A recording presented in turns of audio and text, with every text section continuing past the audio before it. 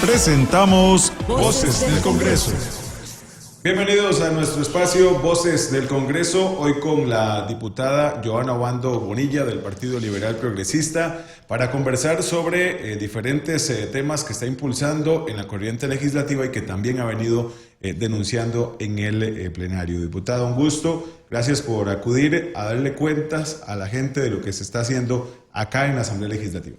Un saludo a todas las personas que nos escuchan a través de las diferentes plataformas y que nos están viendo a través de las diferentes plataformas digitales. Un placer estar con ustedes. Convulso el panorama político, hay un enfrentamiento directo entre el gobierno y la Asamblea Legislativa.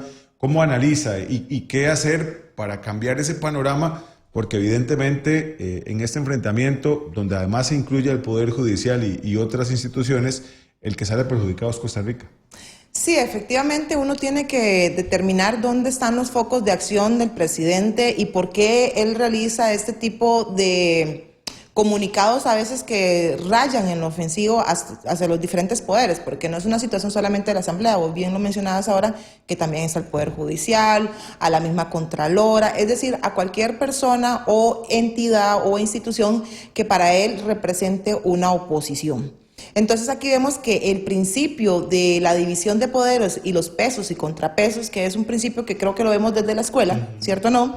En donde se nos enseña que hay una división de poderes, se está perdiendo.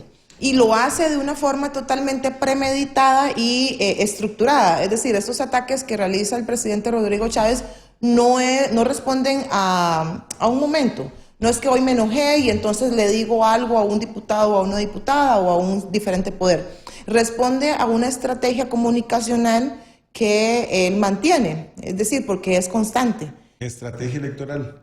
Sí, es una estrategia comunicacional que pasa por un objetivo mayor, que es la estrategia electoral atrás de eso, que tiene que ver con sus ansias de poder y de llegar, no él, porque no es permitido que llegue a la presidencia nuevamente, porque no está la reelección, sino que la persona que él designe, sea hombre o mujer, que va a ser el sucesor de su presidencia. Diputada, en otro tema, usted ha hecho una denuncia sobre computadoras, creo que 44,000 computadoras que finalmente no llegaron a quienes realmente hoy lo necesitan por el rezago que hay en materia de educación. Detállenos al respecto y en qué ha avanzado también esa investigación, esa denuncia, porque finalmente aquí lo que cuenta es que los recursos tecnológicos lleguen a las escuelas de nuestro país. Sí, para poner en contexto a las personas que nos están viendo o escuchando, en el año 2019-2020, que estábamos en tiempos de pandemia por COVID-19, se hizo como parte de aminorar la brecha digital. Recordemos que la brecha digital son esas desigualdades tecnológicas, tanto de software como de hardware, que pasan las personas, ¿ok? Entonces, parte de esa estrategia de brecha digital era dotar de una tableta o de una computadora a los estudiantes de los quintiles más bajos, es decir, de más bajos recursos económicos en Costa Rica. Se distribuyeron en total o se pretendían distribuir 86,000 computadoras para un costo de $58 millones, toda esa compra. Esa compra se realizó a través del programa de Fonatel, que es administrado por la SUTEL, la Superintendencia de Telecomunicaciones. Se entregaron a las escuelas. Todo bien hasta ahí, ¿cierto? El problema se da cuando el Ministerio de Educación tiene que hacer entrega a las escuelas y colegios ya catalogados como vulnerables. Ahí es donde está el error. Resulta que en el primer comunicado y la parte de la acción del Plan Nacional de Telecomunicaciones era entregarlo a los estudiantes. Cuando se entregan a las escuelas, hay un cambio de directriz avalado por el Ministerio de Ciencia y Tecnología junto con el Ministerio de Educación Pública, en donde se cambia el objetivo y las computadoras se dejan en las escuelas y colegios. Ahí es donde nace el problema, porque se cambia el objetivo sin ningún criterio técnico.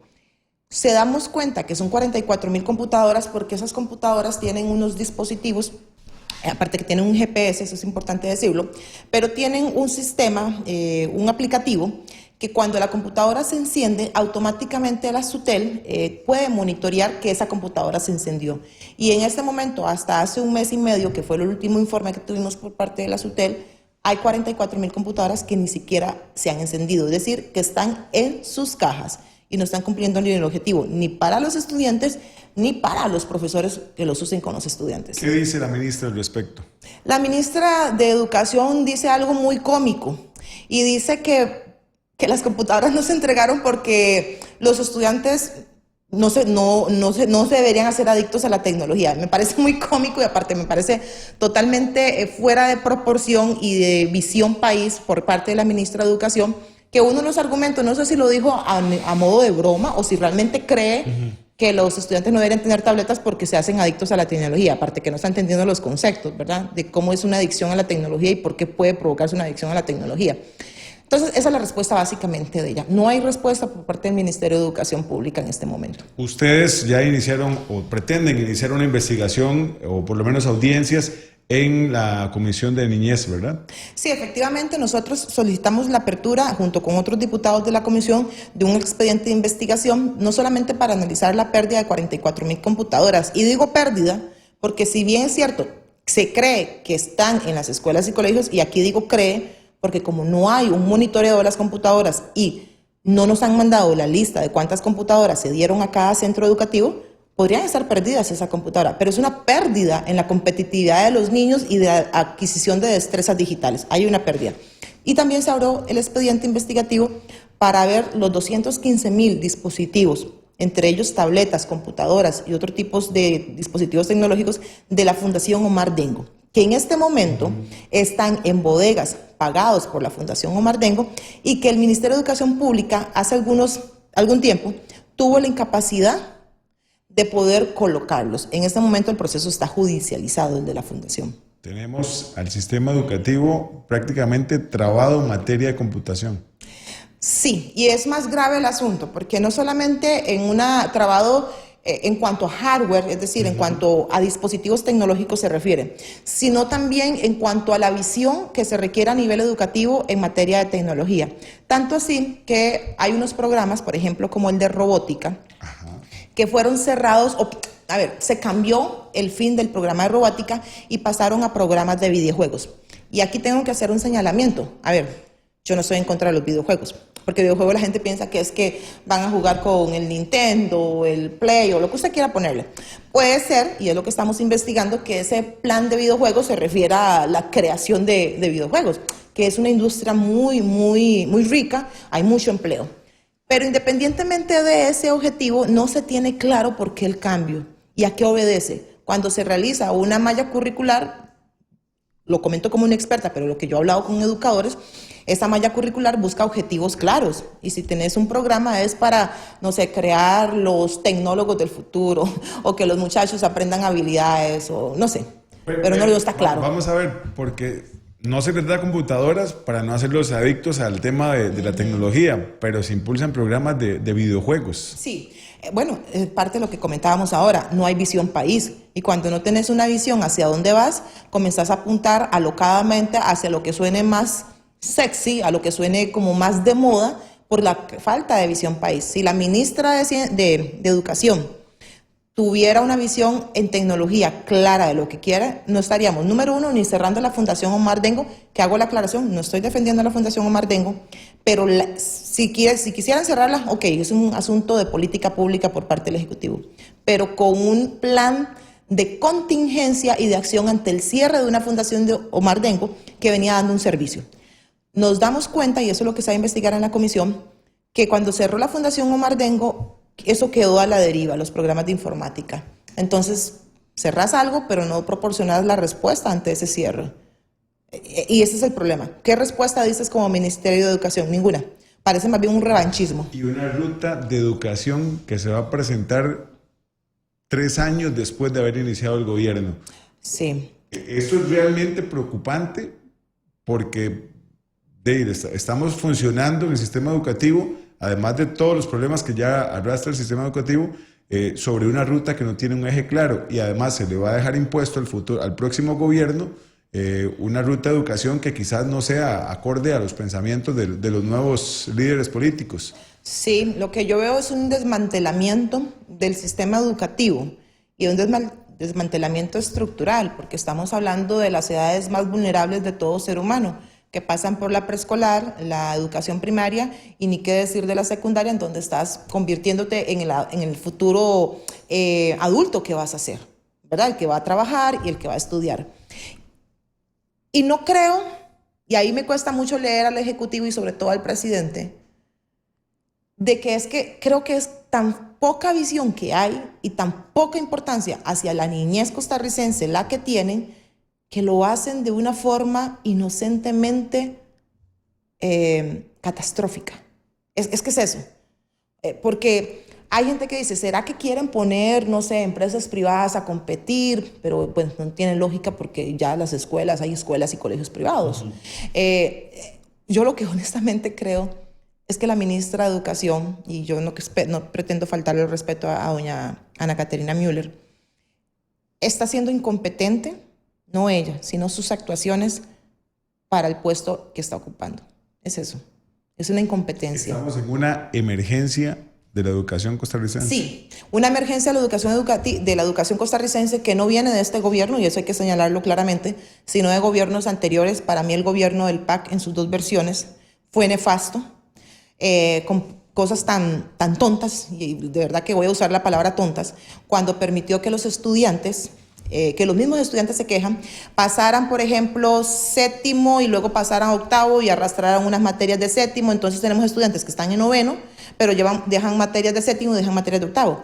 Lo que eso es un premio a la vagabundería, a la ineficiencia, a la irresponsabilidad. Entonces, a ver, la culpa de la educación no solamente es de este gobierno, es que este gobierno ha tenido poca visión, eso es cierto, y poco pragmatismo de lo que se quiere, sino del gobierno del PAC, que para mí fue nefasto a nivel educativo, quitando programas importantísimos y alcahueteando hasta lo máximo a un sector que lo que necesita más bien es una guianza en procesos en donde está en crecimiento. Estamos en el espacio Voces del Congreso con la diputada Johanna Obando Bonilla y le consulto, diputada, sobre el proyecto de inteligencia artificial. ¿Cómo avanza? ¿Cómo va esa discusión acá en el Congreso? Sí, qué buen tema, porque en este momento hay 3 proyectos en la corriente legislativa, uno del diputado Oscar Izquierdo, que se encuentra en la Comisión de Derechos Humanos, uno en conjunto de diferentes bancadas, 5 bancadas de la diputada Vanessa Castro, excepto nuestra bancada que no lo firmó, porque en su versión original ese proyecto fue elaborado por ChatGPT, versión 4, y pues desde nuestra perspectiva es una ocurrencia en su versión original. No puedes permitir que la inteligencia artificial te redacte un proyecto, que con una simple lectura encontrarás asuntos inconstitucionales gravísimos. Entonces nosotros no firmamos ese proyecto. Ellos están presentando un texto sustitutivo que tiene muchísimas áreas de mejora, el cual yo firmé el dictamen, el informe, lo firmé porque la idea no es entorpecer el proceso, sino crear mesas de trabajo. Y el tercer proyecto es de mi autoría, es un proyecto para regular la inteligencia artificial. La idea es lo siguiente: realizar en noviembre mesas de trabajo en donde se vean los 3 proyectos para que nazca un solo proyecto robusto bajo la autoría o bajo la iniciativa de cualquiera. A mí no me interesa eso, me interesa que Costa Rica tenga una regulación buena en inteligencia artificial, la estrellita que se lo lleva el diputado que quiere, pero sí construir mesas de trabajo porque en honor a la verdad, pues todos los proyectos siempre son mejorables. En noviembre para aprovechar extraordinarias. En noviembre para aprovechar las vacaciones de extraordinarias que el presidente Rodrigo Chávez impone a los diputados. Y esto hay que aclararlo a la gente que nos pueda estar viendo. ¿Por qué es importante regular la inteligencia artificial? Bueno, excelente. ¿Qué peligros lleva en este momento para quienes se exponen a través de un artefacto tecnológico la inteligencia artificial? Bueno, entonces vamos a comenzar a hablar sobre el concepto de inteligencia artificial, que es el contexto para que la gente nos pueda ubicar. La inteligencia artificial es cualquier sistema de tecnología que pueda emular el comportamiento humano. Entonces, cuando hablamos de esa emulación del comportamiento humano, te vas a dar cuenta que estás interactuando con una máquina que piensa o quiere hacer que vos pensés que estás interactuando con un ser humano alrededor. Por eso es importante regularla, porque en sus estadios más tempranos estamos en la inteligencia artificial generativa en este momento, que es muy conocido a través de ChatGPT. Le haces preguntas, te contesta en segundos. ¿Cómo hace ella? Comienza a alimentarse de diferentes bases de datos informativas, comienza a tomar información por toda la red que hay y contesta preguntas con certeza porque ha sido enseñada para eso, a prueba y error. Hay estadios mucho más evolucionados en inteligencia artificial y son estadios que se hablan a nivel internacional, en donde se pasa de una inteligencia generativa a una inteligencia con conciencia. Y ahí es donde el asunto se pone bien interesante. Una inteligencia con conciencia, que no estamos en eso, aclaro, no estamos en eso, pero la evolución va para eso, no sé, 100 años o no lo veremos, no sé.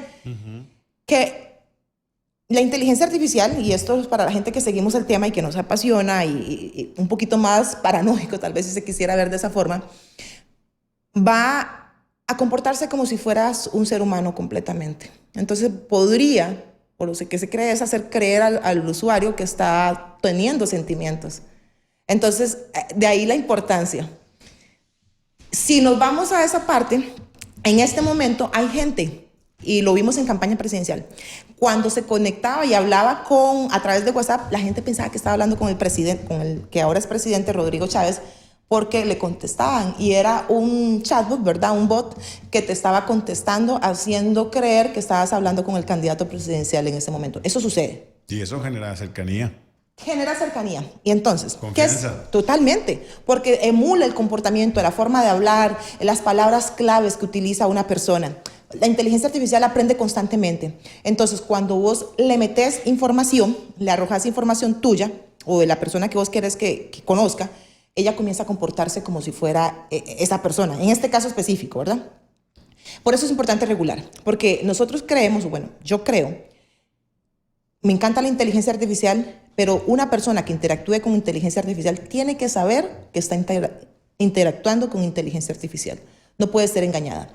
Número 2, se pueden realizar estafas bancarias a través de la inteligencia artificial. Entonces hay que enseñar sobre eso.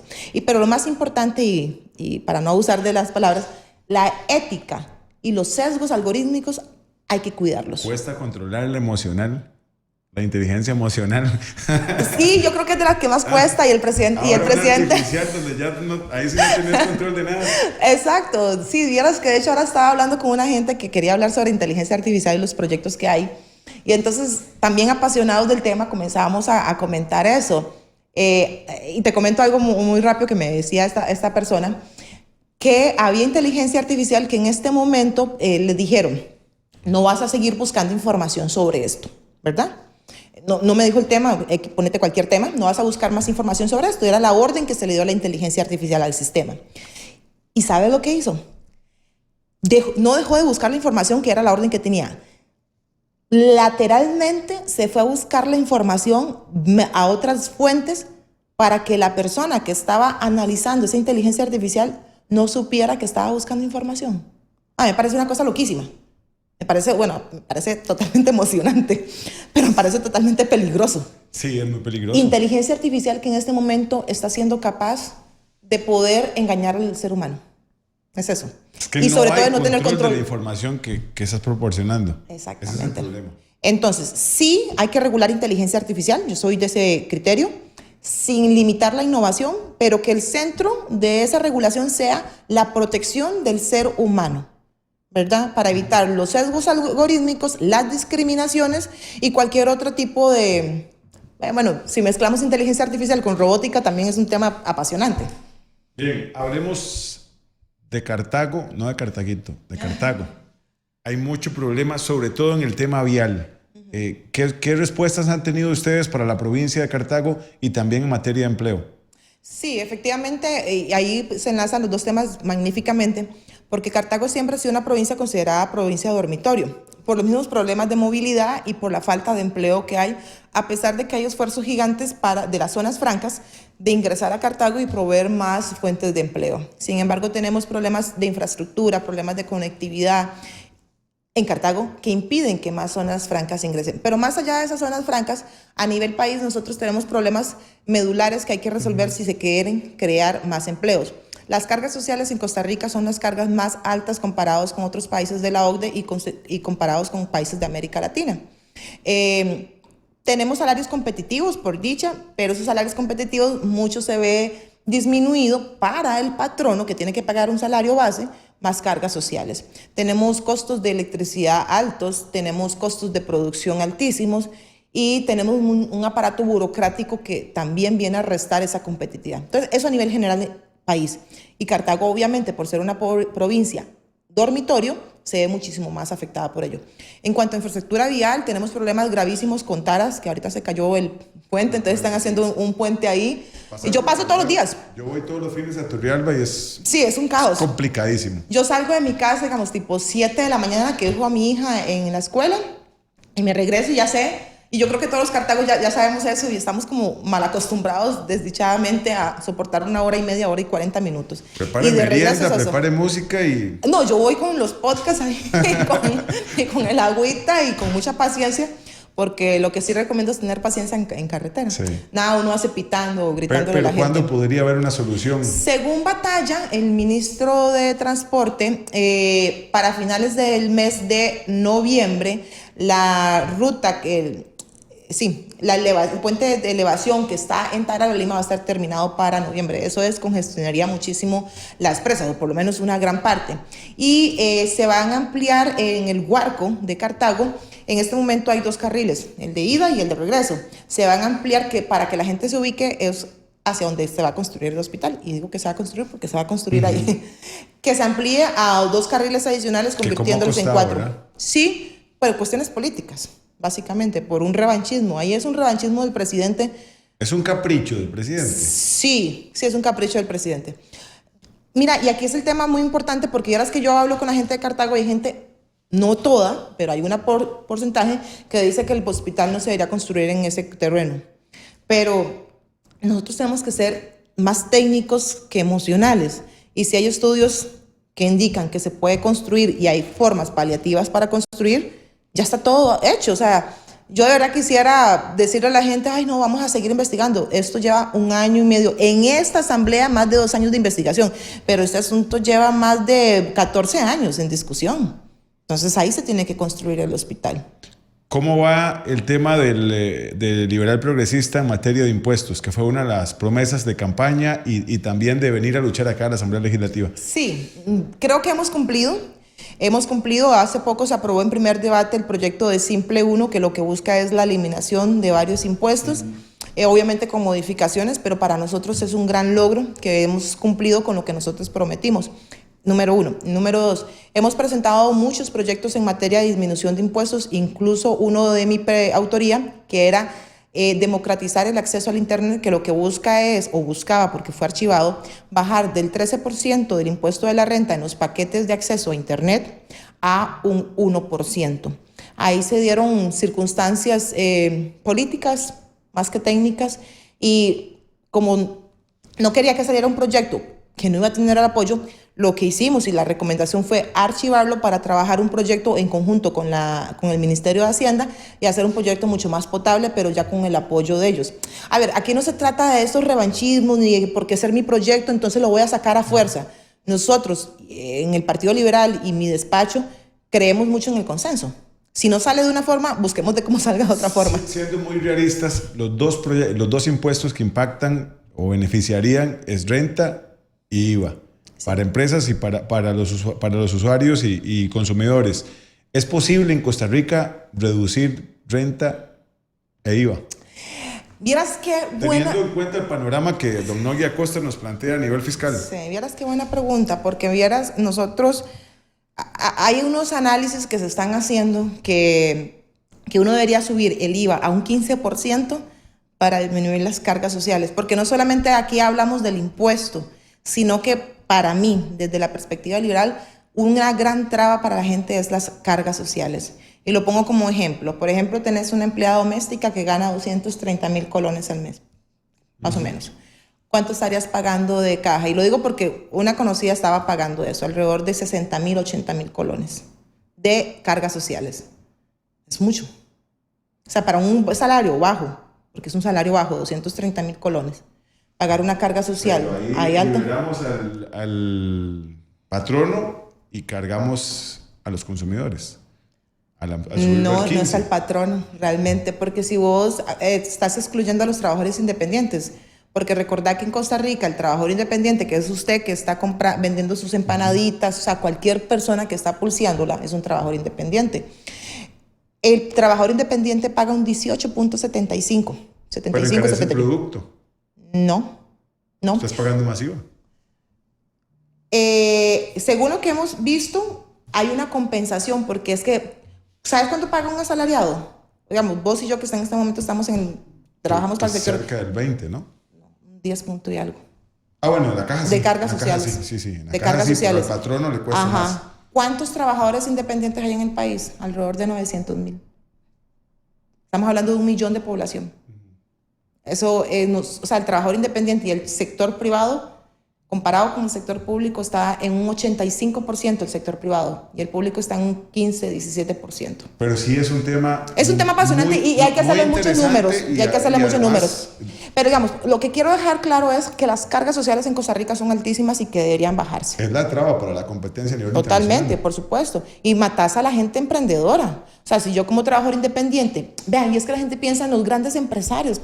Esa gente paga las cargas, paga los impuestos. Aquí estamos hablando que el mayor porcentaje de gente que produce en Costa Rica es el 90, y aquí creo que soy inexacta porque me han dicho que era el 95-97% de pequeñas empresas. O sea, la gente dice, es que las grandes empresas, y se imagina, no voy a decir nombres, a ciertas grandes cadenas. No, que la gente, el 95% es el pequeño, la gente de la pulpería, la gente de la tiendita que vende, o la gente del bazar de tu barrio. Lo estás matando con altas cargas sociales. Bien, diputada, ya para ir cerrando, quisiera conocer cómo piensa o cómo votaría algunos proyectos, como por ejemplo jornadas seccionales o jornadas 4x3. Ese a favor. El tema de ciudad-gobierno. A favor. Aparte, o sea, sin ley jaguar. A favor. A favor. El tema también de el FES o el presupuesto del 2025. ¿Cómo valora el tema del FES? Totalmente en contra. Me parece una desproporción, un 2% sobre el FES, porque el recurso para educación es uno solo. Ese cuento que le han venido vendiendo a la gente, que hay varios recursos, es uno solo. Pones el FES más alto, le quitas a escuelas y colegios. Punto. ¿Debe permitirse la exploración de petróleo en Costa Rica? Sí, yo estoy de acuerdo. ¿Y el proyecto que propone el gobierno en Cruzitas para la exploración y explotación de oro? Sí, a medias, porque lo que proponen es a cielo abierto. Y a cielo abierto sí hay estudios, yo no soy experta ambientalista, pero lo que he escuchado y he leído, que a cielo abierto sí hay una contaminación. Sí, de acuerdo, pero busquemos una forma amigable con el ambiente, que sí las hay. Sí las hay, pero sí estoy de acuerdo totalmente. Bien, gracias, diputada. Muy Mucho amable. gusto. Hemos conversado con la diputada Johanna Obando del Partido Liberal Progresista. Gracias por acompañarnos. Siga con más de la información legislativa. Esto fue Voces del Congreso. Hemos presentado Voces del Congreso.